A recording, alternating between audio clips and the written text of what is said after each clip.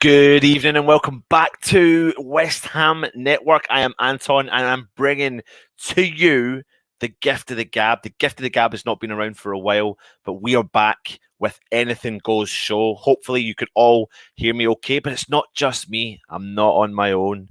I am not on my own. We're bringing in a regular. He's going to be a bit more regular this season. I can see him in the background. Dan, mate. How you doing? I can hear the groans of the chat going, it's not Stel. I'm good, mate. I'm good. Honestly, I'm not bad, mate. I'm not bad. Do you know what Stel did to you guys? Stel let you all down. Stel promised to do a show. What did he do?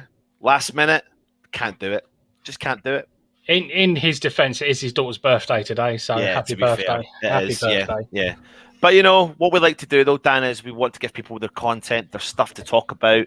And the whole point of the gift of the gab is that there is stuff to talk about. You talk about anything. People are getting me here. People are saying I'm on mute. But I know I'm not mute, so I'm not going to fall for that, Steve. What'd you say? I refuse to fall for it. I'm not doing a Stel. I check all my mic stuff right at the start. I'm ahead of the game. I'm ahead of the game. And I'm going to kick anyone that says I've closed the stream. I'm not going to fall for that. It's definitely not you. No, it's not. We all know it's that man they call Stelios. But listen, before we move on and talk about all things West Ham, Dan, I think it's pretty fitting that we cover this just now. So for anyone that doesn't know, that is our famous John Charles. And he was England's first black international. Today marks his anniversary of his death. He passed away on this day in 2002, aged just 57.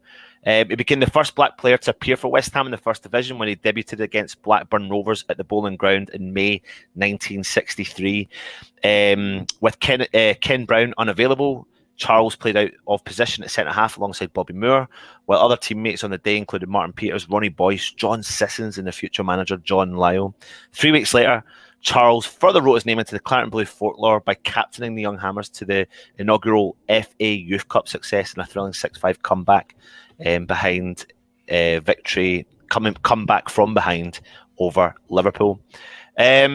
He was a talented left back, came through the Academy football ranks alongside the likes of European Cup Winners' Cup winner Brian Deere, David Bickles, and it would be during the 65-66 season that Charles became a first-team regular under manager Ron Greenwood, making 36 appearances in all competitions, including 7 as the West Ham reached the League Cup final, including his first senior goal in a fifth-round tie at Grimsby Town in 1965, and 4 in the club's run to European Cup Winners' Cup semi-finals.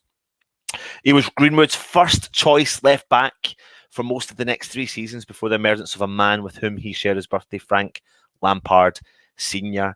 And increasing injury problems saw him call time in his career in the early part of the 69-70 season, and he was just 26, Dan. He was just 26. However, by then, he had his place in history, and it was already assured.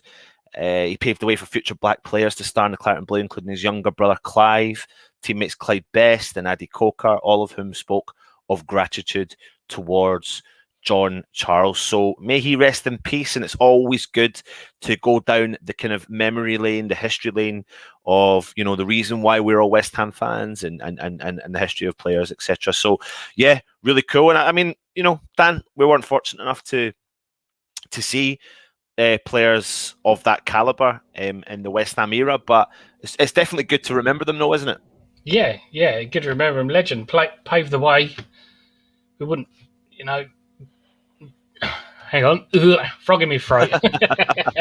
Yeah, we wouldn't have the players we had today if he hadn't been brave enough to do it. I mean, good on the club for doing it, but such a brave guy to come in. And I think fans need to remember that when the players take the knee, when, we need to stop this and the booing. It's not just for what's happened recently. It's going through the years. And he took it, you know, he took a stand. Yep. Because like, I'm going to do it. I'm going to break through the Premiership. I'm going to make something of myself. And I don't care what other people think. Yeah. And without that, we wouldn't have the players we have today. Yep. So, like we said, if you are new around here, please hit that subscribe button. We're on the charge for 8,000. 8,000. We're on the way to the subscriptions. So please hit that subscribe button. Let's get a like target, everyone. What are we going to go for? We've got over 110 people watching live. It's 11:30 on Tuesday evening. What are we going to go for? 100 thumbs up. Let's hit the 100 thumbs up. Dan, you up for that? 100 thumbs up and then maybe 10 thumbs down from people that expected stale. So if you are watching, please go to that thumbs up, because that does push our channel into the algorithm, all that malarkey. But just do it. It does help us out as well. And then lastly, I'm going to push the channel membership. So if you are keen to join our channel membership, I'm going to put the link in the description just now. There is opportunities to ask questions to ex-professionals that are coming on the channel. You get an opportunity to put things like that to the questions, and then the Russell or whoever's conducting the interview will ask them those kind of things. And there's going to be some other kind of things with that, but most of the content you get here will be put out for free to use. So don't worry about that. So membership options are going to be in the chat. Membership to join the membership. That's what I should write. To join the membership, click this link, and then you can do what you wish for. There you go. That's in, done. And then lastly, there is a really, really cool prize, Dan. A cool prize. You ready? Channel sponsors. Hello. Football prizes. Are you ready for this? Yeah. You can enter this competition for only £2.95, but there's only one winner for three items. Wow. So what a prize. For £2.95, and there's only, I believe, 72 entrants or something. No, there's 99 entrants for this. I was going to say that's written in the starts for Dan 72. Yep. And you can pay £2.95 and you get entered into a raffle through Football Prizes. It costs £2.95 and you've got a chance of winning Saeed Benrahma's signed and framed shirt, Sir Trevor Brooking signed montage, and a 21-22 either home, away, or third strip. I'm going to put the link in the comments if anyone is interested in purchasing that.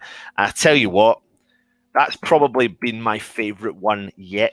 Oh, I mean, you can never go wrong with Sir Trevor Brooking. But there's three. Look at them. Three. But then so I saw that and I was like, oh, what a great prize. I was assuming that was the prize, like just for one a second, and then I was like, wow. Yeah. Can I go in for it, or my band? Yeah, of course we can. No. Yeah. We can 100% go in for it, and I actually think I may go in for this one. I haven't gone into one for a while, but I think I may go in for a collection of that. So great prize. So make sure you get involved. Lastly, I'm going to also talk about the Supporters Club. If you are interested, they've been putting more information out about it. It's the closest bar to the stadium by the Orbit. Membership is £25. Discounted drinks. They've got Sky Sports on. It's 2 minutes from 2 security entrances. Go to the WHUFC.co.uk to find out more about the membership. It's £2 cash entry fee for non-members, subject to availability. So that is if you are, let's say, going to the Supporters Club, but you are, say, going to about 8 games a season, then you can actually pay on entry in the door, and it's £2. But if you're going for more than 10 games a season, it's definitely worthwhile paying for the membership. So a great place to go. We'll all be there, and it'll be interesting. Bringing someone else into the stream. Luke, you're joining us with your crazy name and your crazy beard. Luke, who wants nobody to run West Ham. It looks like. Give it up now. He's given up hope, mate. Well, listen. You could have put a winger in there as well. I think you had room. Yeah. Listen, while you're here, Luke, right, let's just go straight on to, Dan was talking about it. I think I'm kind of being driven insane by the is it not PAI, actually? Mm-hmm. Yeah, whatever it is. You've had a couple of beers. Good man. And so I kind of want to. I want to do it kind of briefly because there's lots more we want to talk about. So today, for anyone that doesn't know, Philip Baird went on to TalkSport and done an interview with Jim White, I believe. And did any of you listen to it? I couldn't. I was at work. Right. I was about to, and you said, "Don't worry, I've got the full transcript." Well, I do have the full transcript, right? So what I'll do is I'll put some of the transcript up, and we'll try our best to dissect it as much as we can, but do it reasonably. We'll do it reasonably quick. So fair play to Football London, who actually put this out, the full transcript on. The writer is Tom Clark. So there's the credit given to him there. And this is what Philip Beard... I know. So he said, you've turned it. So first of all, tell us who PAI Capital are. We know what he said. Private equity group investors, different businesses. Most of the partners have been successful in this project, and we're keen to move on and try and compete. So Jim White then says, so most of the people involved are very wealthy individuals. Are they based in London or are they based abroad? He said they're based in Savile Row in London. That's a bit tidy. I like a bit of a Savile Row suit myself, you know. Yeah, it'd be all right if they were going for Chelsea, wouldn't it? Yeah, absolutely. Okay, just because we heard the buy being mentioned, that is nonsense, isn't it? This is what Jim White said. So some of the partners split time between different businesses, but they are based primarily in the UK. Jim White goes on to say, so it's a case you've made one bid and that bid was batted back. Well, what I'm trying to do is put records slightly more straight. We are keen, and I've got the utmost respect for Sullivan Gold and Karen Brady, but we are interested. We're interested for 2 or 3 reasons. One is we think we can do something with West Ham. Right, so listen, I'm going to gloss over that part because in actual fact, he doesn't say he's made a bid yet. Okay, so the goalposts have changed. Can you tell us the nature of the bid? Are we talking in the region of 400 million? I'm not going to go into specifics, but we think it's a very fair valuation. We think that Mr. Sullivan thought it was as well. You know, this is somebody decided to change the valuation in anything. It's their prerogative. David Sullivan and David Gold have the majority shareholdings in West Ham United. They've been there for 11 years. I don't know, guys. I don't know what you're thinking so far from what I'm reading, but is there anything, Luke, that you're jumping out at? No, look, I've got to calm down a little bit because I've got to the stage now where over the last week or so I've got so angry about the whole thing with the owners. I'm almost falling out with people. I had to message Stel privately because I was going at them on Facebook and it was turning into a bit of a rigmarole. And I had a few drinks Sunday after the game. I said I don't want to fall out with you, so I'll hold my hands up and apologise. As much as I'm GSP out, I am coming to terms with the fact that not every Tom, Dick and Harry can just walk in and own the club. We have to get the right people involved. I'm quite surprised that so many high-profile people have actually got involved in backing them. Ferdinand, to me, it just seems like a business ploy. He's not like West Ham legend or anything like that. Yeah, he played for the club and we sold him for a record fee at the time, but he's never really shown any West Ham loyalty since then. And then to put his name to something like this, when they're coming out with an interview like this and sounding like basically like a politician, honestly, they sound like this, like they're dodging questions. Their answers don't make sense. They're being very sort of close to comfort. They're sort of keeping their cards close to their chest. So they're not saying all the right things. They're not selling themselves in the best way. There are a lot of fans that hate GSP. You would think would be going, yeah, just get him in, don't care. They're just new people, just get him in, don't care. Are going, I don't even want these lot. And I'm not being funny, but if you're making GSB look shady, there's something wrong with you. So that stinks. I trust Rio as far as I can throw Anton. That's quite funny. So I was laughing at. Yeah. I misread that as Anton, his brother. So I want to score a small string to my phone. I'm not talking so much about it, but these don't sound brilliant. Whether they actually bought the club and they were completely brilliant, then yeah. But you can tell early doors these ain't about West Ham. These are about the stadium. And I'm not being funny, but I think that the naivety of GSB was they got this stadium and they thought it would be investors would roll from the moment they got in. And I'll be honest with you, I can see PIA or PAI, wherever they are, being the first of many, especially when 2023 comes around, because that's meant to be the year that GSB can sell the stadium. There's going to be a lot more of these sort of people who don't want West Ham. They just want that stadium because they're going to see it as a white elephant and a way to make money, which I think is what also GSB wanted. They just haven't done it in the right way because they've got West Ham to deal with at the same time. So I'm not really having these lot, and it's a shame because I really thought it could have been the start of something a lot better for the club. Look, before anyone goes about it, my anguish towards the current owners is not just down to transfers; it's how they dealt with the club since we moved from Upton Park. So I'm not going to say any more. I'm going to calm down about the whole thing and let Dan talk about it or whatever. Well, I'm going to address this part in in it. Jim White says so. You are serious about it. It's just that West Ham tell us there was no formal bid. They did not see it as a formal bid. How were proof of funds shown? How does this work? He then says, I cannot go into this exact kind of details, but at the end of the day, we're comfortable that we made a realistic offer.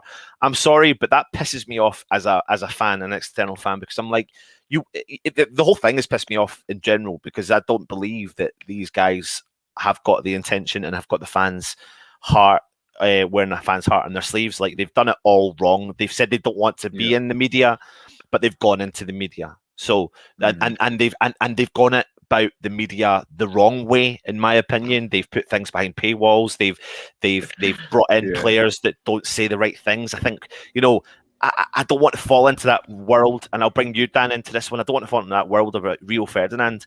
I've got fucking brilliant memories of Rio Ferdinand playing for the club. So I'm not. I know he shouldn't have said what he said, but I'm not fickle enough to go, piss off, I hate you, you don't care about West Ham. He shouldn't have said what he said. Don't doubt it for a second. He shouldn't have said it what he said. But then he's in media again today talking about writing an article saying that he wants them potentially to look at Declan Rice again. He's saying it again, and I'm like, well, hold on a minute. How can you put your name against something that you said you've got the best of intentions for the club, and then turn around and go, you are going to do this and do that? Dan, I'm going to bring you in just for a couple of more minutes. Go. Not just that, but what did Rio do at the weekend? Was he on the train or something? He's on my way back home, glad to be back home. I can't remember the exact words on Twitter, with a picture as he's pulling up to Manchester United Stadium. Yeah. But last week it was in with PAI. Yeah. Flouting out it's his home club and he loves West Ham and blah blah blah. And then a few days later, so it's a strange one because these guys have come in and they've been knocked back, whatever. So, right, we're going to release a statement. Let's try and get the fans on side by saying we like the linesman in the World Cup. That hasn't worked. Rio's messed up, and now they're going, oh God, right, we haven't got the fans on the side. The owners aren't interested in selling to us. What should we do? I know, let's go and talk sport. And so far, what we've scrolled through, not answered any questions. All they've said is, we've got money. Yeah. Let me address this part. Simon Jordan says 99 times out of 100, when you drag a deal into the public domain, the way you are, these deals won't happen.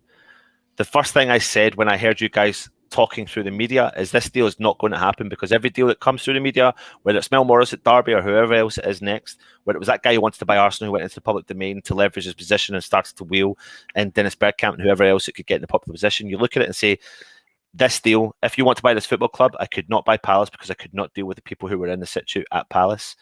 And he said, Philip Baird saying, I'm not flapping my guns, I'm just trying to be honest and explain it all. I don't want to go too in depth in it. I'm going to try and cut to the chase and there's so much. Honestly, it's worthwhile going and checking out.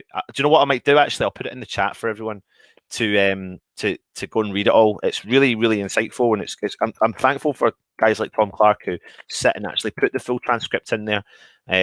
You'll get the good knowledge. I don't want to harp on about it all night, but let's not beat about the bush. These ain't the right guys. We all know that. We all know that there's loads of people. I've seen people in the chat going GSB out, but these guys aren't the way to take West Ham forward. It'll be a fire sale. They'll strip the stadium bare.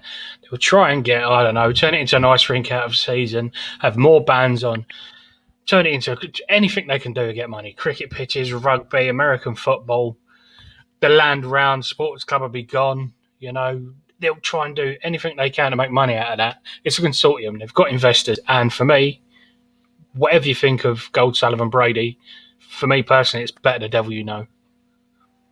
We're going to say, look. No, I was going to say, when the current owners first took over in 2009, it was 2010 when it was 2010 under Zola. What did you think of what they were saying? Because looking back, it was a bit like they took us over when we were completely in debt. I think with the Icelandics and everyone, they was like crumbling anyway. But when they come out with things like, well, we want Champions League in 10 years, this is like almost like the complete opposite. This was like, oh, we want ambition, and you sort of respected them for that. You were like, okay, that's fine. You sort of laugh at it, going, West Ham in Champions League, have a laugh. And they said, oh, within a decade and all that. Because I'm sort of thinking, well, at the time, I thought they were the answer. And in 10 years down the line, they're not. And there's a part of me, there's a small part of me that's thinking, well, could it be that these are the worst thing that happened that could turn into the best thing that happened in the next 10 years? It's me purely scraping the barrel down. I completely agree with what you're saying. I get it. Do you know what I mean? I think the thing is, though, like everyone will say, we'll never know what the situation is. But what I don't like is things like I've became a fan from 1986 onwards. You can't even say West Ham United. It's West Ham FC. There's a lot of things, a lot of red flags. West Ham London, mate.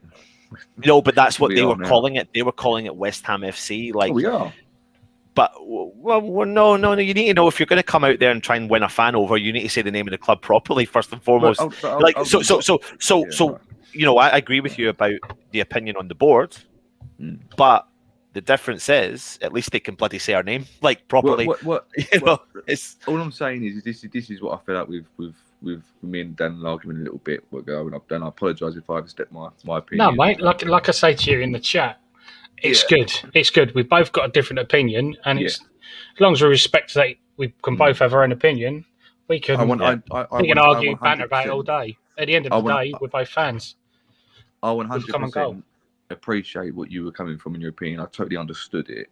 Yeah. It's with me, from my obviously position I'm in, so I'm going to be biased towards my agenda, is that anyone, like fans who are shouting GSB out at the stadium during the game and those who protest outside the ground during the game, I just kind of respect them, because I haven't got the bollocks to do it, to be fair. I got the energy to do it. I can't be asked to get up at the crack of dawn and go there an hour before the game just to hold a thing out that's not going to make any difference anyway.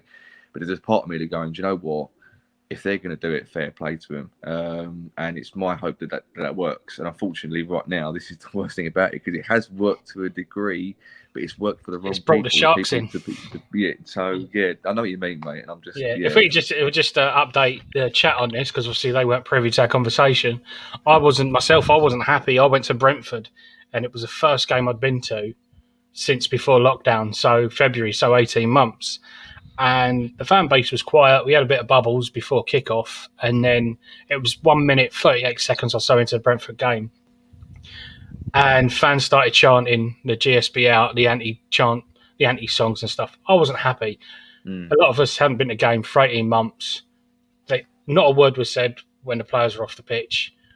They come on a pitch and people start singing it, screaming it, pointing towards the bench, etc. Wasn't happy with it myself. I think there's better ways to do it. What they are, I don't know. Do it in the Premiership games. It's funny. Or whatever. The annoying thing is that the song's actually quite catchy. It is like a catchy song. Like, there's no ifs or buts about it. It goes off the tongue really easy. It's kind of become accustomed. Even though I didn't sing it, it was in the back of my mind, and I was going, it's all that sort of stuff. It's like it just rolls off the tongue. However, I'm on the same wavelength as you, Dan. I was taking Freddie to his game, and I didn't want to feel that anticipation of any problems happening inside the stadium. It was my first game back in such a long time, and I was just like hoping that the experience, and it was everything. The experience I hoped it was for him. Apart from a couple of the songs, but that didn't ruin it at all. For me, I think there is a time and a place, but hey ho, that's the situation we're in. Is PAI apparently want to buy the club, GSB don't want to sell to them, so it's just going to play out in the media over the next couple of weeks or months or years. Bang, bang, bang, bang. Can you change my name, because the spelling mistake I've done is really getting? Is it annoying you? Just change it, because I've bugged myself off, and my OCD's going haywire. Do you want ideas, Ant? You should never have told me that. Why do I bother? Lads, do I spot a leisure spotted Stell in the comments there? He can't stay away. No way. Is he? What are you doing up this late? Where is he? Is he in there? Oh no, he can't help himself. He literally can't help if we himself. can highlight Listen, that there, listen. so where's our money? It's their money, not ours. And also, the board can't sack the board. The owners can't sack themselves. Yeah. I mean, whether right or wrong, it's a silly song. Yeah, yeah. Right. So listen, let's move on. Let's move on because I want to talk about what we've kind of spoke about in the title. We've got a few more things to talk about. What are the West Ham priorities?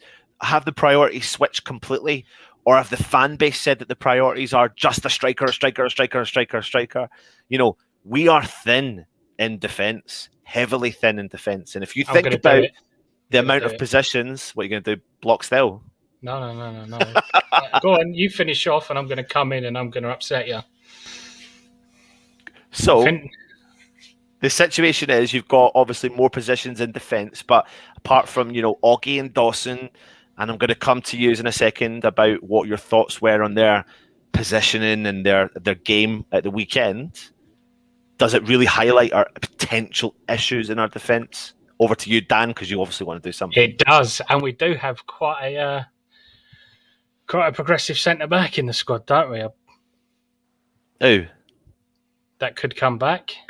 Winston Reid. Super Winston Reid. I don't know what the situation is with him, but come on, let's go into it. Oggy and Dawson, first half in particular, they were slow.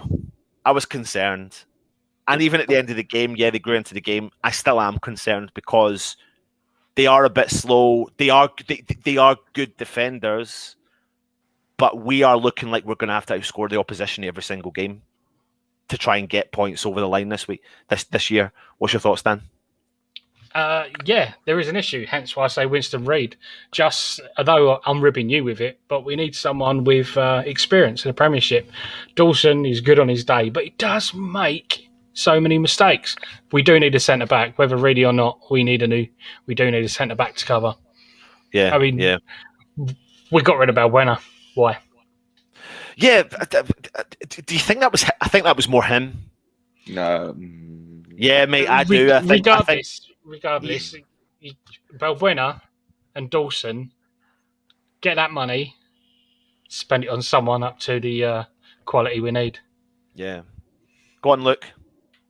I was going to say, I heard different. I heard basically Moyes told him that he wouldn't be guaranteed first team football, and he was basically saying if you want to leave, you can leave because your contract's not being renewed or something along them lines, or you're not getting the exterior. Yeah, so it was more like sort of pushed out in a way, which I was really gutted about.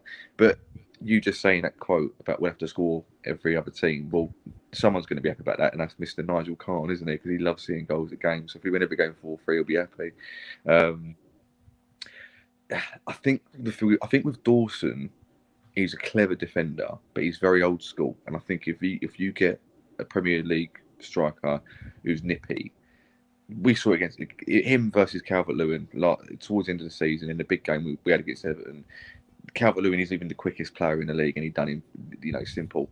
I think Dawson has been used to playing with teams who play quite defensive football, so he's used to balls coming in the box all the time and just heading them out. Bonner's, for me, very tactical up there. He'll be rather than having to make up any pace, he'll deal with balls and stuff before he needs to think about using his pace. The goal against Callum Wilson, I actually thought was half was Fabianski's fault as well, because the way he didn't come out to him or anything. Even those two defenders in front of him. There's priorities all over the park. If we get a couple of injuries in the midfield, you got Rice and Noble, or Noble and Souček. On the wings, you've got priorities, and up front, you've got priorities. We've got the goalkeeper now. That's fine.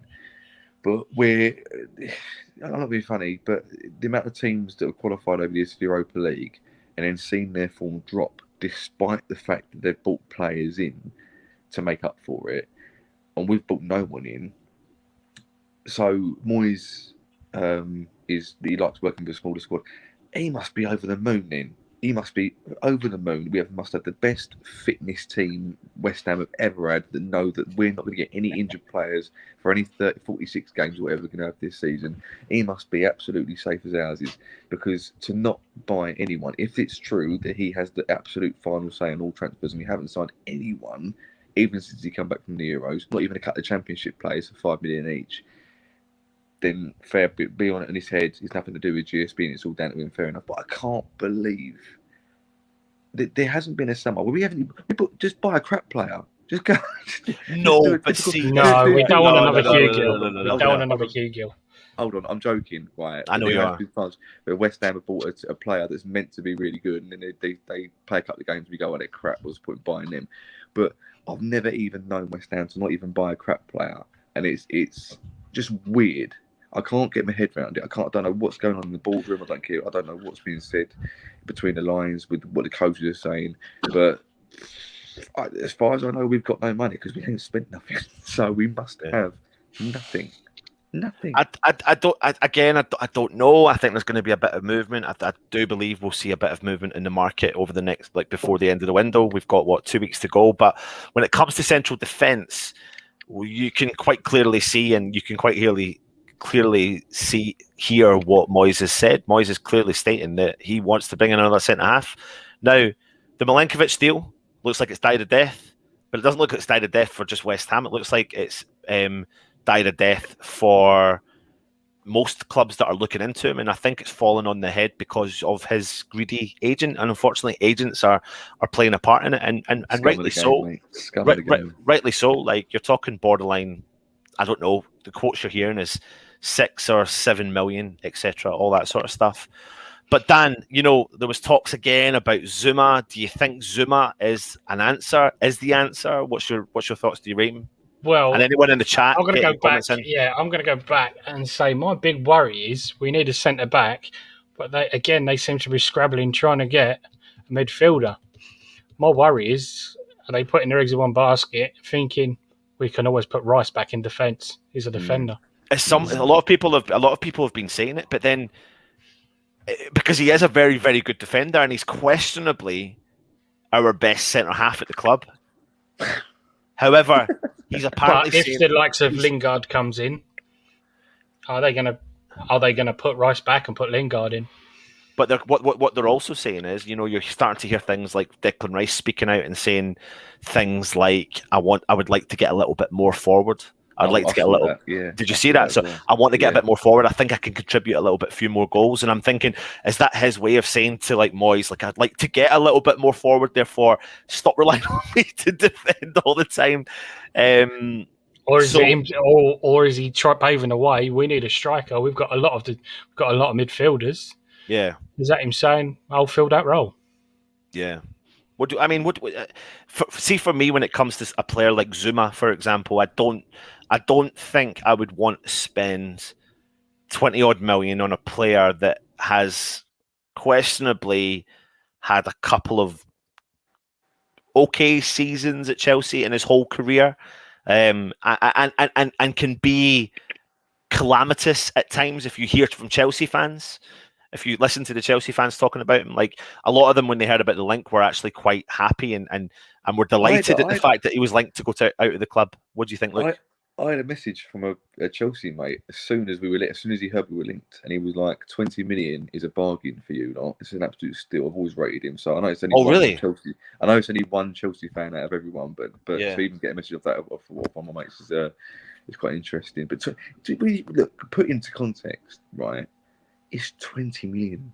It's nothing in today's game. It's honestly, if we're spending 40 million on Allaire and Anderson, and he's an experienced centre back, he probably would be crap. I could be wrong, and it could be completely we're spending 10 million too much and all that. But when you put into context of where we are, finishing 6th, 20 million should be average. It's average you spend on a decent player to bring in, but. I'd love every good player to be bringing to be a 5 million Safal. I'd love that. It'd be heaven, perfect. Get 50 million in the summer and buy 7 of them. You know what I mean? My maths is crap there, but you know what I mean. But we can't. But equally, though, we can't pay over the odds. No, but we can't equally pay over the odds for. You do feel like the Milenkovic deal looked like a good deal on paper. Agent comes in, ruins that deal. Zuma. Can I just ask somebody? If there's anyone in the comments in the live chat who rate Milenko and are disappointed we're not going to get him, is anyone like me hasn't got a clue what he's like? Because I've never seen the geezer play. I've never seen a Twitter compilation. I've never seen a highlight. I ain't got a clue who this geezer is. I've only heard about 4 months ago. So, and most more importantly, what's his stats on FIFA? Yeah, that's it. That's it. Yeah. I'll be honest with you. Like we do, because we do the channel, and as soon as we're linked to a player, we try and, if we saw them, we'll give our honest opinion based upon what we saw. You If wonder not, why I we'll don't try do them videos. Yeah. It's a bit of research, a bit of time. You read up a Yeah. few scout reports, and then you watch the videos, and you kind of put the two together, and you look at the scout report and look at the videos, and you see, right, okay, that makes sense. And yeah, people say you can watch highlights, and it's false advertising, all that sort of stuff. And sometimes it can be. They don't show you the negatives. However, you can actually look for negative or their weaknesses. What he is, though, is he's a ball playing centre half who can drive the ball forward. There's no ifs or buts about it. That's his style of play. He doesn't sit back. He makes a team defend a high line. However, he does look like a quality player with good talent. But we had an Atalanta fan on our preview show, and we asked him what his thoughts were on Milenkovic, and he said, "I'm not going to lie to you guys. Fiorentina are our whipping boys." So they whip every time they play Fiorentina. They smash them. So they don't have a solid memory of Milenkovic sitting there.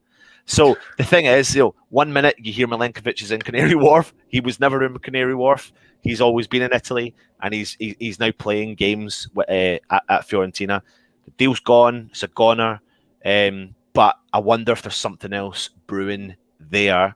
Now, interestingly, something that was picked up on from the under-23s game yesterday evening was this man playing centre half. Hey. And Mr. David Moyes was in the stands. What do we think? Is this something? Are we reading into it too much? Or I've got no choice now. But do you trust? Was he smiling? Was he smiling, or was he rubbing his hands together? But Dan, the situation is with Moyes. Think about all the players he's turned around from Arnautovic and there's loads. I just can't think off the top of my head. But there's nothing to say that he won't do something like that with another player, because they are obviously talented enough and they're young enough to be able to switch positions as well. I'll talk about two more players that played in that game, but Ben Johnson, centre half yesterday in the under-23 game, performed really well in a 6-1 win v Arsenal. Is there something in that, Dan? And what do you think of Ben Johnson? We're talking about Ben Johnson. You could just say we could solve a lot of our problems by respecting the youngsters, playing Thank you, them, Ryan. Cheers, mate. Thank you. Playing them and giving them a chance, because we seem to be selling them, and then a season later, or every season, we're wondering where these players are coming from. We did it with Oxford. Even Samuelson was a great player. He went off. Ben Johnson, get him on the pitch, first team. He's good enough. Yeah. Give him. Don't throw him to the walls. Let him come on home games. Let him play home games for a while. See how he gets on before he does bigger ways. And it also brings in what we were saying before, the likes of Zuma. Do we really want to spend £20 million? All right, not a lot. We want to be better than Chelsea, the likes of Chelsea. We want to be going for that top of the table. Do we want to be paying £20 million for the likes of Chelsea's rejects, like we did with, who was the Arsenal guy? Was it Perez? Yeah. Terrible. If they're not doing well at them clubs that have got these players worth stupid money, how is he going to come at West Ham and make a difference? Will he? Yeah, I just want to address a couple of comments here. I have to address a couple of comments because it does frustrate me. Like Garino, I didn't just say that was my judgment on the player. I said about a minute-long statement before I mentioned the fact that they were the whipping boys of Atalanta. So I'm not saying that Milenkovic is crap. In fairness, Atalanta, especially last season, used to whip a lot of teams. They were on a high. The last 3 seasons, the last 3 seasons, they're the top 3 highest goal scorers in Europe. I used to put on my accumulator as an over 3 goals game. Yeah. And used to. Yeah. So yeah. So I had to address that, Garino, because I'm not going to be told that I've said that. Well, I do. I rate Ogbonna over the last 18 months. Well, I rate Ogbonna over the last 18 months, but I don't rate him before that at all. And then I think there was someone else in here saying something that I have to address. No, it's annoying me as well. There's so many comments. I'd like to address Mr. O'Keefe's comment. The last thing scouts go off is what a fan says. I didn't say that, Charlie boy. So Don't discredit this channel any more than it has to be. Yeah, Mr. D. O'Keefe has said, bit hypocritical saying that, Dan. Lingard is a prime example. But Lingard has come in on a loan, That's right. and he's worked wonders. So he's proven we've not spent the silly money we've spent on the likes of Perez, Anderson, Haller, Chicharito. That's a good but listen, point. African nations. Yeah, well, we've got that coming up. But listen, I'll come on to that one in a minute. We've got a lot of young players, right? We'll come on to the priorities in a mix. I want to move to the forward line in a minute. We've discussed, we know there's weaknesses in defence. We know there's weaknesses in up top or the attacking options should, God forbid, an injury happen. But is the future bright? Is the future claret and blue with our young lads about? You know, I think it is. They played last night, and this man himself, he got a hat-trick. Have we unearthed a talent in Okoflex? Have any of you seen him? Have any of you watched any of his games? What do you think then, Luke? I think what he's got with him, I think, is when he's got confidence. And I think that's massive when you're a young player coming through. There's sort of two types of youth players that come through.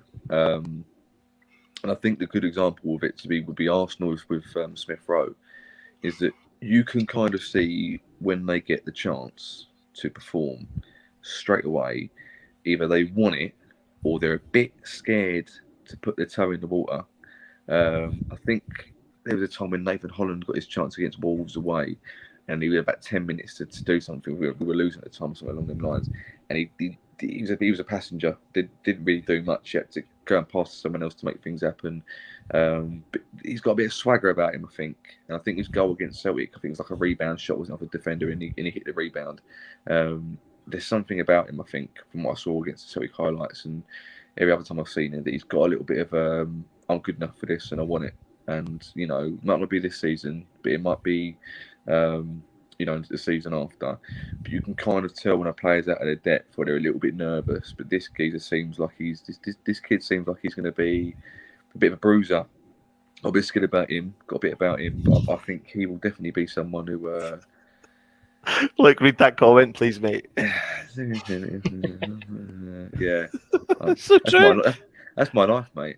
That's my life summed up in it. Absolutely. I don't watch a lot of the under 23 games. One thing I've seen with Okoflex is he's the type of player, like someone said, to come off the bench to replace the likes of Antonio, not bringing Yarmolenko to earn his 110 grand or whatever it is a week.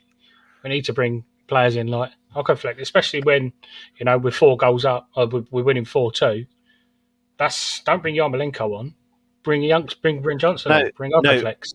Now, what I've seen particularly in Okoflex is a player that can create something from nothing.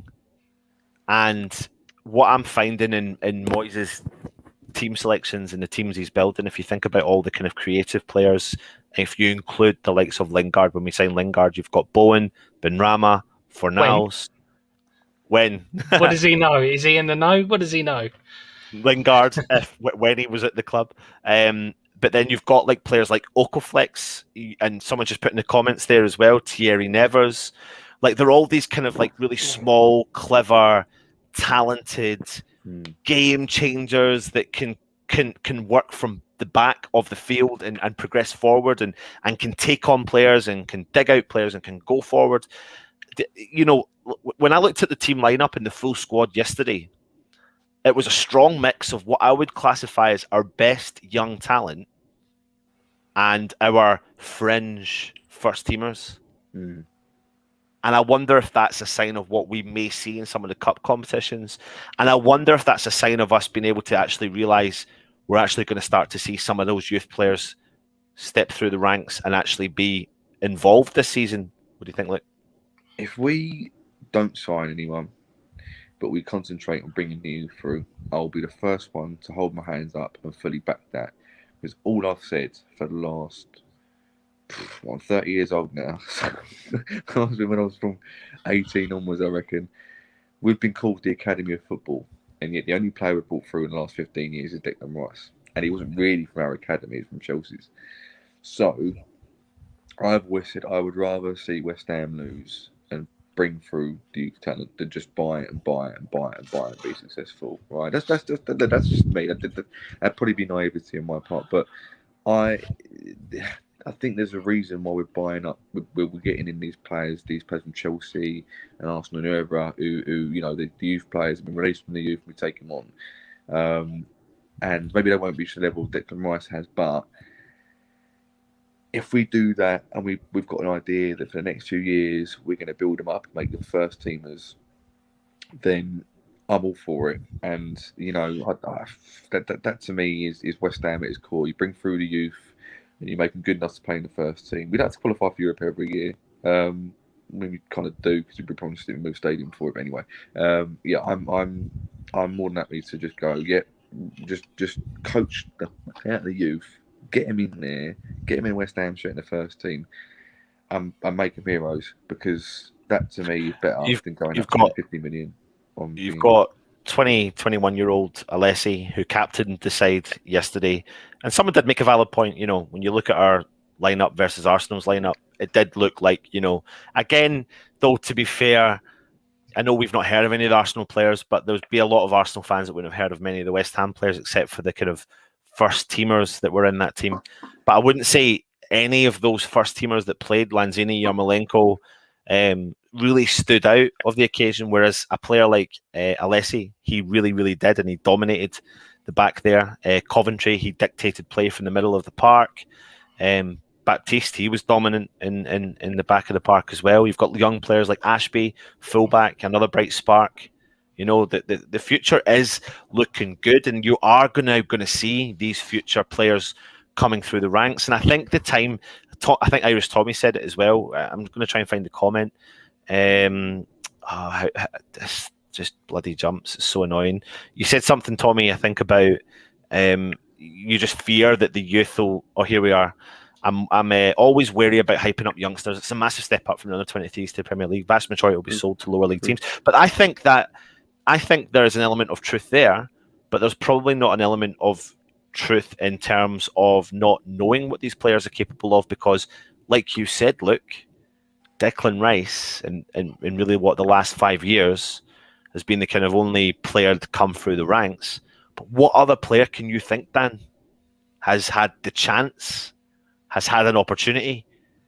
Because I can't. Reece Oxford come through. He played against Arsenal, was away. Had Oxford had what's his name? Guy with his eyes offside. Ozil, yeah. Ozil in his pocket, completely stormed it. Didn't get another game.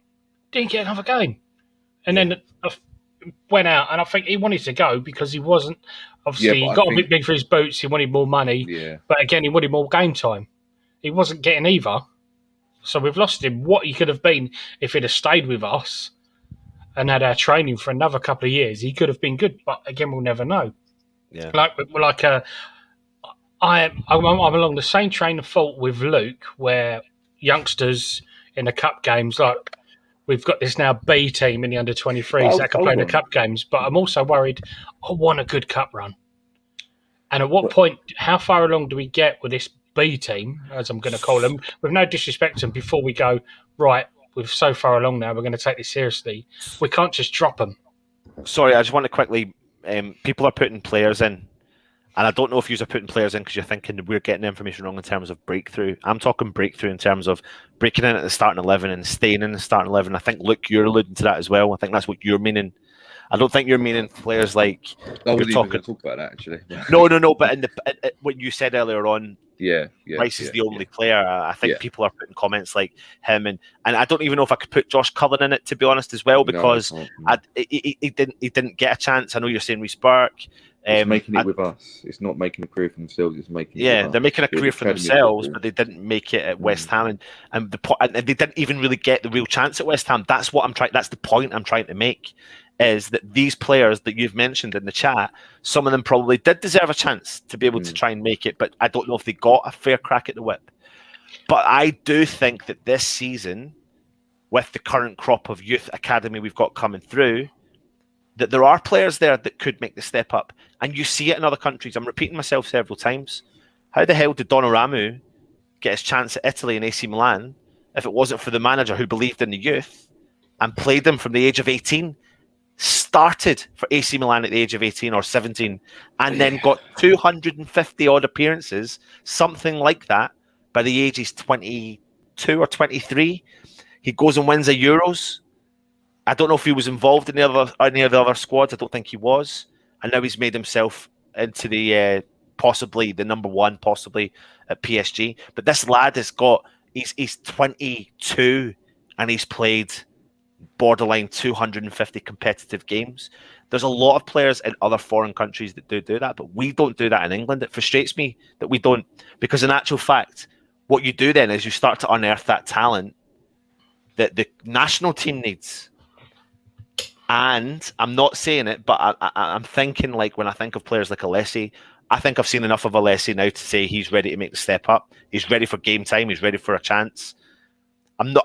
I could go as far as saying Baptista's a couple of years younger than him, so maybe he could wait, but I would still be willing to give him a chance. I don't think it's throwing him in at deep end. The problem is we're living in such a straightaway society where football's concerned. Managers don't have long in the game. The average manager probably lasts about a year and a half, right?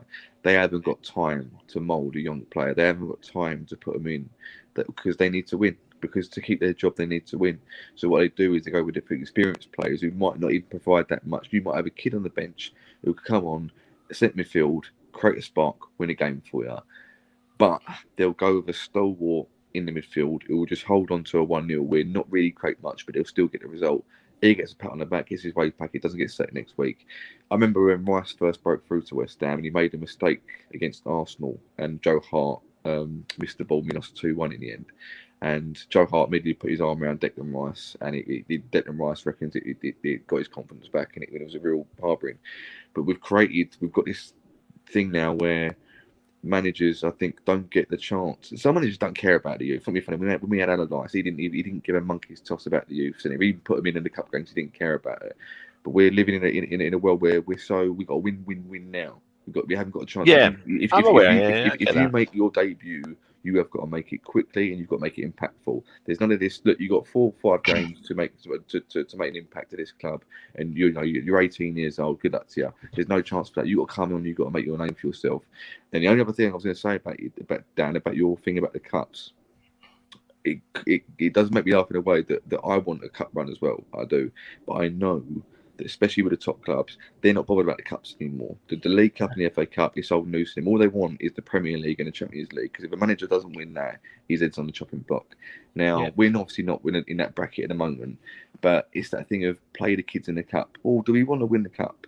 So if we it's a catch-22, isn't it? Yeah, exactly. So there's a lot of fans say, give the kids a chance in the cup. Well, if we go and lose 3-0 back into Stanley at home because we played a load of youth players who can't compete with a top 7 team. No. We go and lose to Wimbledon away again. But the point is, the difference between giving a load of youth a chance is the difference between what Sam Allardyce done when he had West Ham in the FA Cup. No, but I have to use it. I have to use it because I have to use what he did at Nottingham Forest as an example. He played 11 youth players in a game that they were going to get thrown under the bus, and we got beat 5-0. So they did get thrown under the bus. That wasn't the way to bed in the youth. No. The game against Wimbledon, Dan, that was the one where did Diop not score that screamer? Yeah, there was. We won the first so one, many, the second one we lost 4-2, but the point was that was a mix of the two based upon the current crop at the time. Crop that now have left the club and aren't with the club anymore. You know, Tony Martinez. I don't know if Diangana maybe played. Probably did, yeah. I'm trying to think of those players. So they've kind of been and gone and gone away. But now we've got this new crop. That doesn't mean that we have to always tarnish that brush. And Trev, I mean, it's not just the talent at a young age. It's about having a mature mentality so they can cope with the pressures and remain consistent. Some youngsters can cope, but not many. Yeah. But you're right, 100%, Trev. But what I will say to that is, to counter that as well, is Moyes is bringing in a lot of younger players like Okaflex and like Ekwa, and scouring the best young talent and putting them in with the under-23s, having to raise their game every single moment of their career, because it is dog eat dog at that level. And the thing is, I think the under-23 level now is better than what it was 2 years ago. Yeah, I agree with that. Because I think sorry, Dan, No. Because of the money that's been involved with the Premier League and all the other clubs, the money's been invested to these teams, and they go and buy whoever they want, and the best talent doesn't get a chance anymore. So then clubs like West Ham snap up Declan Rice, bring him in, make him a better player, and look what we've got now. And other clubs do it elsewhere as well. And that's where I'm at with it. Like, it doesn't mean just because we've been there in the past doesn't mean they can't do it now. When I talk about the crop we've got, I think there's players in that crop that could offer us something this year. I'm starting to believe that Moyes thinks the same, and I think we may start to see them being bedded in a little bit more. You know, on paper, I said this at the weekend, we've got 14 decent, more than decent starting 11 players. You know what I mean? Like, first teamers. We don't have strength and depth. That's where the problem comes in. Don't have the opportunity to give those players a rest. Can I run something by the chat, actually, for people that are watching? We're in the Europa League for the first time in my lifetime anyway, properly in the group stage and all that. Would you rather win the League Cup / FA Cup and use the Europa League to bed in the youth and kind of use it as a stepping stone for what we could possibly achieve in the future? If we done a Leicester, let's say from last season, if we went and won the FA Cup and didn't do so well in Europe, got knocked out in the group stages, didn't do anything, it was almost pointless qualifying for it. Would you rather that, or would you rather when no, the club's got a future to think about. We want to make sure that we're in European competition consistently. So let's not worry too much, because I don't personally think we're going to do anything in the cups. I think we're going to get knocked out early doors, but I think it's kind of like a risk we don't need to take. I'd love us to win the cups. I'd love us to go really far and everything and get to a final, but I just don't see it happening with what we've got to contend with in the season coming. But I'm just interested with people's heads at, because if it meant we kind of didn't go that far in Europe, but we still went through in the cups, and that, you know, we bedded Oxford Flex and the Becco and everything in Europa League in the group stage. So will people be satisfied about that, or they haven't got a clue what I'm talking about, and I'm talking complete gibberish and I'm not making sense at all. I get what you're saying, and I kind of agree with it. The issue we've got is we haven't got the numbers to play a strong team in everything. The Premier League is going to be a push on its own. So we've got to use these youngsters. It's not when we should. It's we've got to use them. And you get used to it, though, didn't you, West Ham? You get used to it. Obviously, the cup game, he'll play for you players or something like that, you know. Yeah. One thing I want to say is football as a whole has created a massive black hole, as it were, for youngsters breaking through. Yeah. I think because years ago, players were coming through so big, so good. They were playing at 16, 17, 18 years old, the likes of Carrick, Rooney. I'm not going to mention the guy's name who come from Charlton. So there was that immense pressure. Everybody was using these kids too soon. And they've realised they've made a mistake. And it's like now they're being used too late. And they're not getting experience to carry on, whether at the club they were brought up at or in the Premier League. And they're just flouncing off. Oh, we need a bit of money, send him on loan, send him to Germany, sell him to the lower league club, and they're not getting the chances. And I think a lot of it does stem from that. They expect too much too soon from the youngsters. Yeah, they're not nurtured enough. They're not nurtured enough. I think it comes back to maturity. They need to look after their heads as much as their physical ability. I think there's. Oh, sorry. No, I think there's definitely a balance, though. I think under the right manager, it's about, you know, here we are here. Garino got to mix youth with experience and rotate, rest as necessary. You know, I do believe that current crop has got players there that can step up to the plate. Doesn't mean I'm saying that they'll come in and they'll start every single week, but we've got borderline upwards of 60 games this season, and it's not just about. And James, I know you're saying here we haven't got the numbers because the owners haven't put their hand in their pockets, but I certainly don't want a repeat of what happened when we signed Faguli, Tor, Nordveit, Zaza, just because people wanted the owners to put their hands in the pockets under a manager that went, well, I'll bring you in 7 players because tell you what, the fans said let's bring in 7 players, so we'll bring in 7 players, and those 7 players ended up being crap. And look what happened to our season. We were crap because we never brought quality over quantity, and that's the mindset that I'm not saying doesn't. Listen, shoot me down if you want. This is the whole point of doing these shows. No, but the thing of doing these shows, Moyes has completely changed my mindset. Yeah, totally. I agree with that. Completely. Even in terms of transfers. So I don't. When I think of transfers, I don't think of the board anymore. That doesn't mean that I'm not a fan of the board. I don't think of the board anymore. I think of everything that Moyes says. Moyes says, I'm going to bring quality over quantity. I'm going to look for a player to fit the equation. I'm going to look for the jigsaw puzzle. I'm going to build this jigsaw puzzle. It doesn't matter the value of the player if they suit what I'm looking for, if they've got the right attitude, if they pass his characteristic test. Moyes is not going to do I'm going to bring in a Haller because it appeases the fans. I'm going to bring in an Anderson because it appeases the fans. So Moyes has changed my opinion because I now look at players and I go, when people were saying we were linked to Tammy Abraham, I was thinking to myself, is Tammy Abraham a realistic target for West Ham? £34 million for an out-and-out striker that can cut back, pull back if he needs to, but that's not his strength. He likes to be the target man. It's a lot of money to pay for a player that doesn't, in my opinion, go all out for what we need as a team. I've got a question for the chat. But I'm going to put it out there. Are we at that point yet where we would not like, but we would accept Arnautovic coming back? Because it was said a lot. It's been said a lot in the last few months. Yeah. Is it Bologna? No, but he has gone. I don't know if you knew that. No, he's officially signed for Bologna. Oh, was he? Yeah, he's a total. Forget that then. There was Bologna had a chance to sign Arnautovic and someone else, and they took Arnautovic. Who was the second player? Someone in the chat will know. I know that for sure. But there we go. You are? Where's Matt when you need him? Yeah. I can't remember. No, but he has gone. I've seen the video. Like he got like a hero's welcome. It was. I'll have to look that up. So he's gone, but people were still saying no. No. But the point of the matter is, he can we're kiss getting Bologna now Rambles. in the Europa League, aren't we? At what point do we get desperate enough to, No. But I don't know, Dan. My issue, I know it's centre back, is strikers. We have got midfielders that can score, but we haven't got that target man we so desperately need. But look at that target man that. But hold on, hold on a minute. But look at that target man that we did sign, who's now banging in goals, albeit in the Dutch league. Do we play the target man football thing? We don't. No, we don't. But we're done for our days of playing long balls to a target man. That's what I'm saying. We do need an out-and-out striker, is what I'm saying. Well, but it's most of the time you see Antonio pull onto the wings nowadays, so he doesn't even stay up top.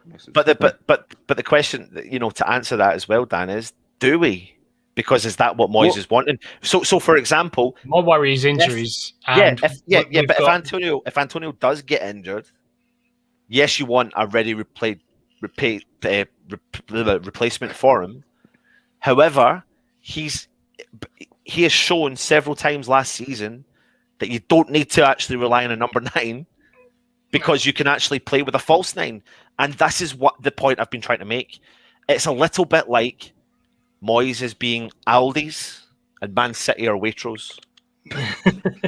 And he is trying to but seriously, we're just throwing the ball at the goal down the till. Well, hold on a minute. Start to look at their players right from last season. You've got Aguero. He's not an out-and-out striker. He's a striker, but he's not an out striker. He comes back. He plays off the wing.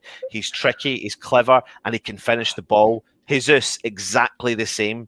They got rid of all their big target strikers. They don't have Zeko anymore, but they've got players in the back, Fernandinho. They've got players who are creative, like De Bruyne.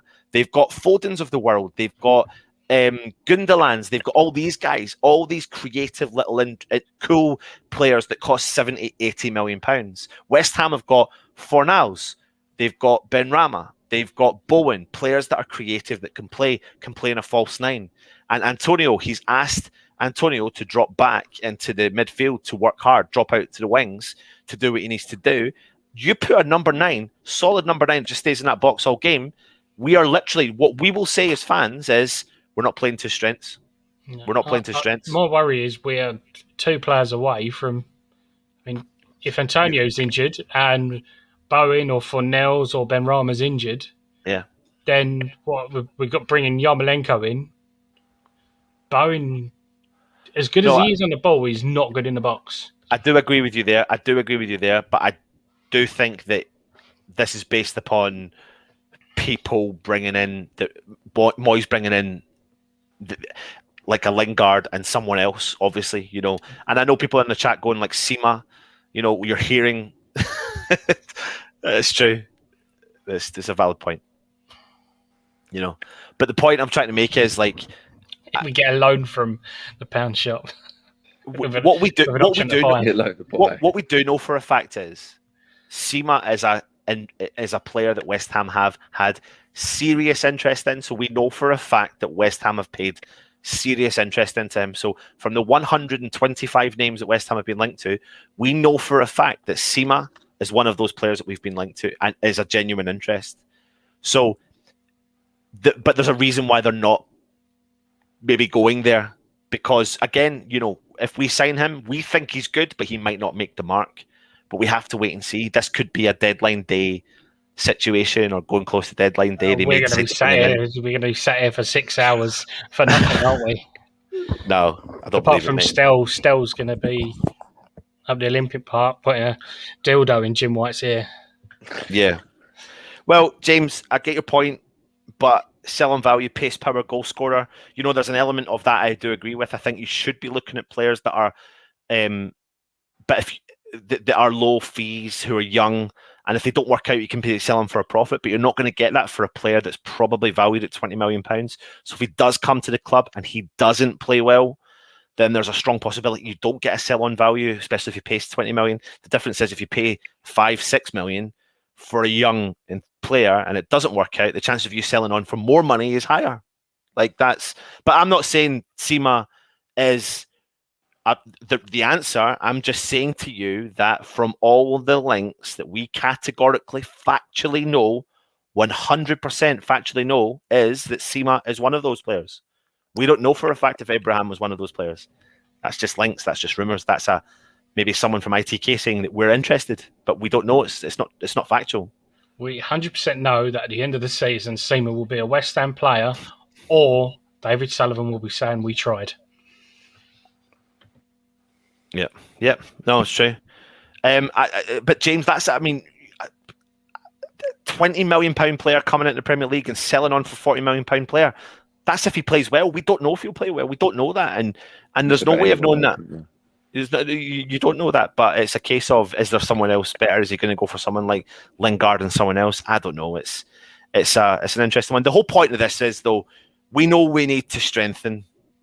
We know we need to strengthen in certain areas.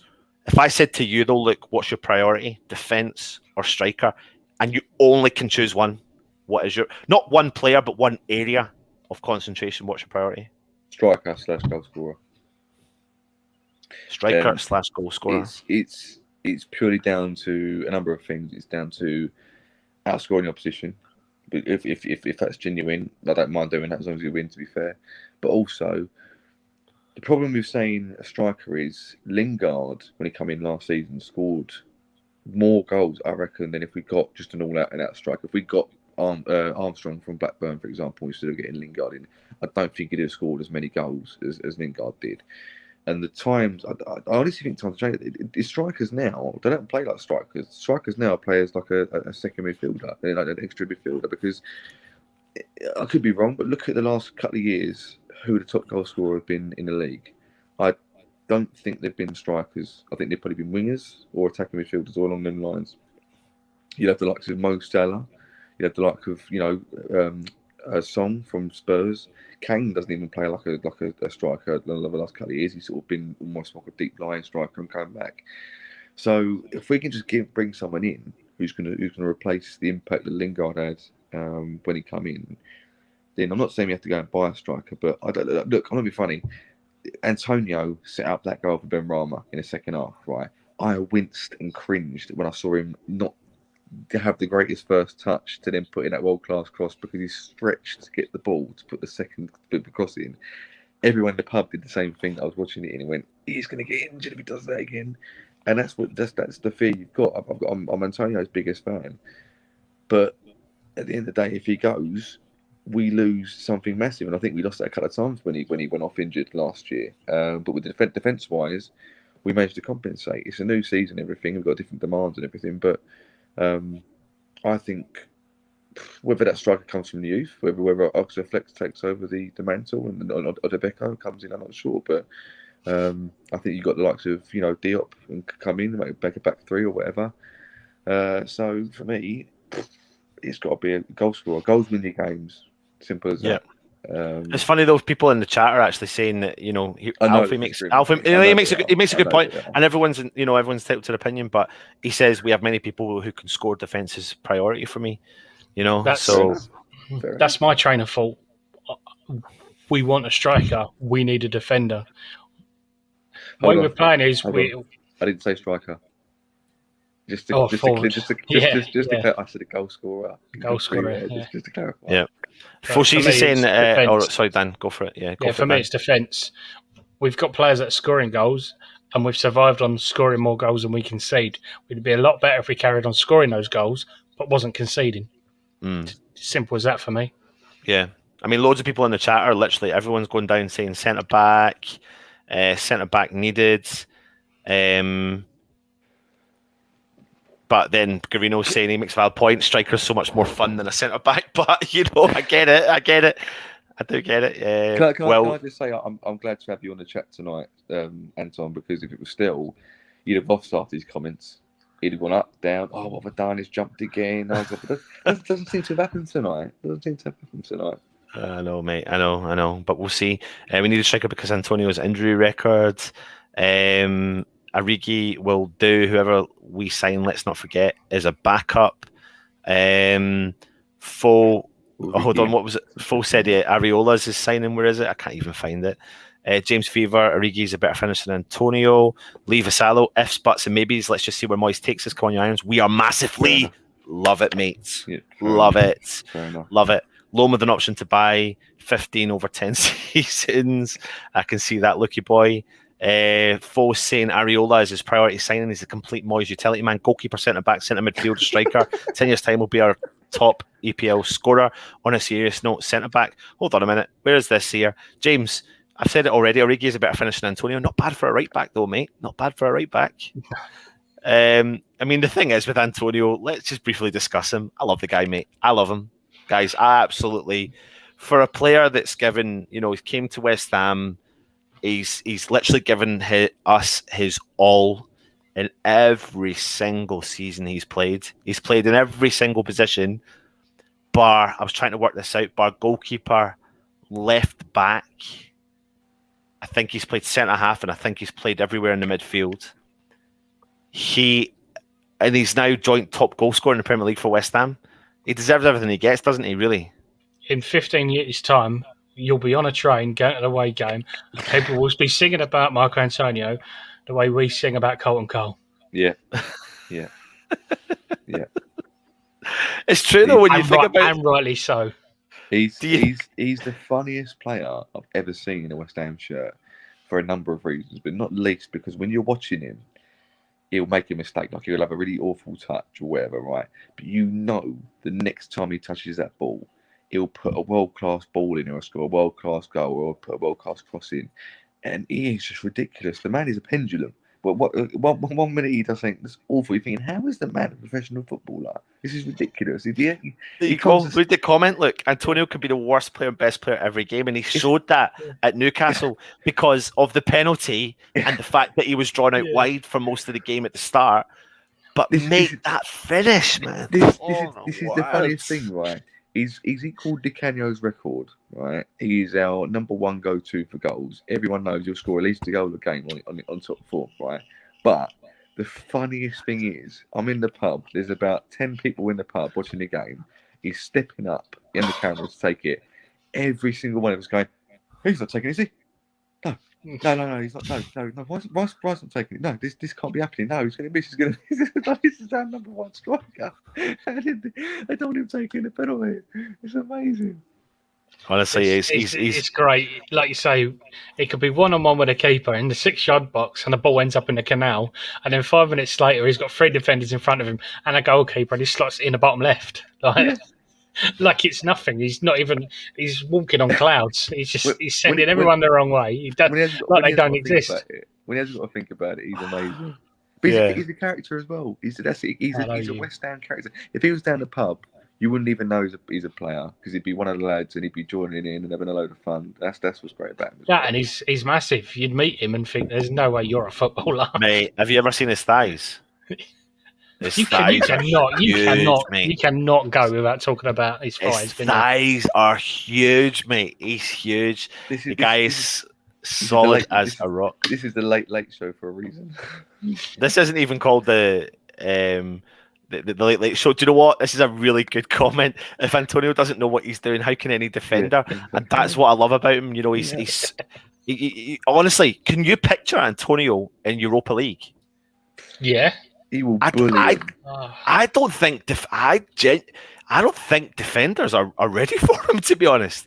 I hope he. Do you know what? I hope he stays. Could you imagine? I know I'm clutching at straws here. Could you actually imagine he stayed fit for the whole season? He's just like he goes and bangs it. When we was doing the live show, the watch along against Newcastle, started the show, they all went down on one knee, and I just went, "Oh no, Antonio, please get up." Yeah, because we've had it. Who was it? Who was the player that? Was it Carroll? No, James, Carroll, you didn't seriously ask that question, did you? Come on, mate, you didn't ask that question. Antonio. You ask a silly question, James, you're going to get a silly answer, mate. Come on. What were you saying there, Dan? Sorry, I just got taken off. Can't remember. He was saying about Andy Carroll. He come back, first game back, done his ankle, putting his shoes on. So for me, seeing Antonio at the start of a match go down on one knee and have to get back up, it's like, oh no. For me, that was at Newcastle. Or anytime he has to get off the floor. Anytime he has to get off the floor, it's like, mate, he's a player I worry about the most. Getting up off the floor. I mean, it's probably because every time I get up, I do the old man shout, or I get up and I sit back down and I have to get back up again. Antonio is a player I'm most worried about getting injured. Yeah. So anything that involves him having a stretch, I'm worried. Because he only injures himself, doesn't he? He doesn't get injured after a tackle or anything. He's only ever got injured in himself running. That's what I've always realised. He only injures himself when he's running. Because he doesn't have. So I'm not so crazy worrying about him standing up. But it's like he's been de-restricted. Do you know how when you buy like a motorbike or a scooter or a car, and you can go to like a mechanic who can de-restrict your car and let you go faster than what it should? It's like Antonio's been de-restricted and he doesn't know how fast he goes, so he runs until the point his legs pop. It's not his fault, but because if he didn't run that fast, people would rip into him. So he's just desperately trying to get to the ball. Are you comparing Michael Antonio to a Yamaha TZR? Yes. That's de-restricted. Yeah.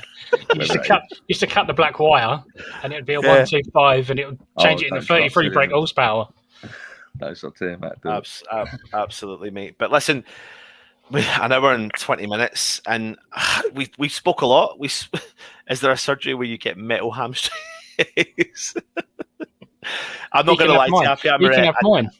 I'm not going to lie to you, right? I used to have, I'm going into this now, but I've got a thing for legs. I used to have some good legs because I was reasonably fit before we had the kids, and that's fine. And then I had shorts on the other day, and I was pulling them out, and I was like, I don't like that anymore. Hang on, isn't normally the lady that suffers from pregnancy?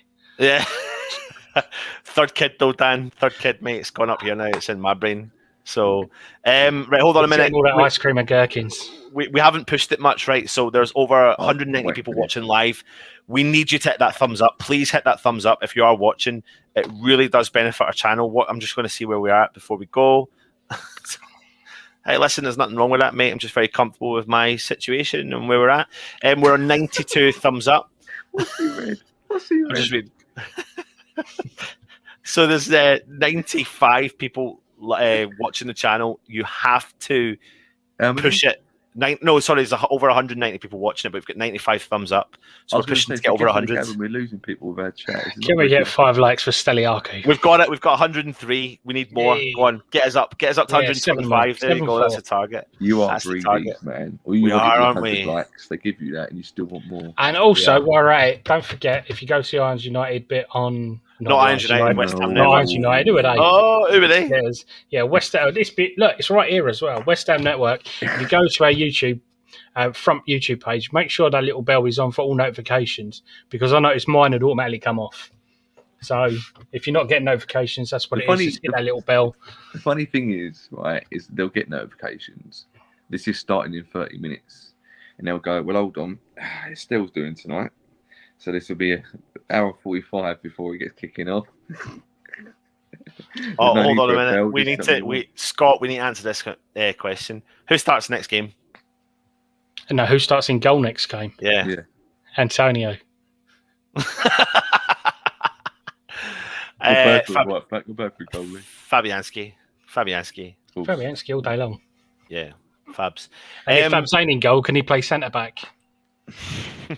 Ariel has to earn his place. Let's say that. He has to earn his place. And I think he will. Listen, it's been an absolute pleasure for everyone that is in the chat tonight. It's been a good chat. It's been a good chin wag. That's the whole point of the gift of the gab. It's anything really goes. If you are interested in joining our membership program, click the link in the chat. Reese, if you're in the chat, can you put the Discord in, and I'll promote that as well. So Discord is an app you can download. Has he done it? Where is it? Yeah, there we go. 7 comments up. Yeah, don't forget to join the West Ham Network official Discord server. It's really cool. You just click the link in there and you can come in. You can have a chat with all of us. We're all in there. Look, you're not in there actually. Look, I've noticed you're not in there. Download Discord. Look, actually, they don't need to see me and Luke get into it. Yeah, they do. They do. It's actually banterful. Look, do me a favour, mate. Download it. No, but I'm not going to phone you tomorrow morning and explain you how to download it. So you have to just download it, and you have to join it by clicking that link, mate. That's all you need to do. Most importantly, become a member, because I need a haircut. I've downloaded it, but I'm running out of memory. I need a phone upgrade, so I can't do it for a little while anyway. So, Toby, sorry, just quickly, Toby, I can't see randomly for some reason. StreamYard doesn't let us see the emojis that pop up if you are a member, so I can't tell you, but I think you're clicking on the Suchek one, and I don't know if it's actually showing up on the YouTube link. So for example, I'll let you see what you've done. At the end, you can see that you've written Suchek and it's appearing on our screen as Suchek. You should be able to see the emoji. On YouTube, it shows the emoji. StreamYard haven't worked out that problem yet, but we'll do it. Listen, something else, just to quickly go by it. Earlier on, Russ released the Marlon Harewood interview with the My Hammers 11, so go and check that out. That was on. He also done a lunchtime show, so it was a really cool show. He'll be back on again tomorrow at 12:30, and I'll make...